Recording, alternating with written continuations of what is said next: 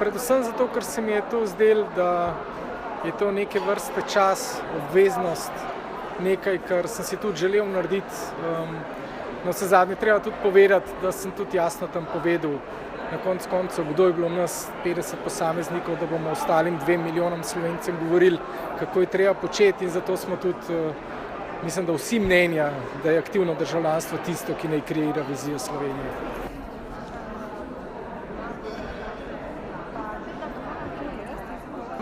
Ja, to, kar mislim, smo danes cel dan poslušali. Predvsem, da to ne bi bil projekt neke vlade, ampak da bi bil to projekt vseh Slovencev, da bi to mogoče bil začetek dialoga, sploh kaj si želimo, da začnejo sploh razmišljati o tem, ker se mi zdi na zadnjih, bom rekel, kar 25 let ali pa mogoče od sprejetja evra,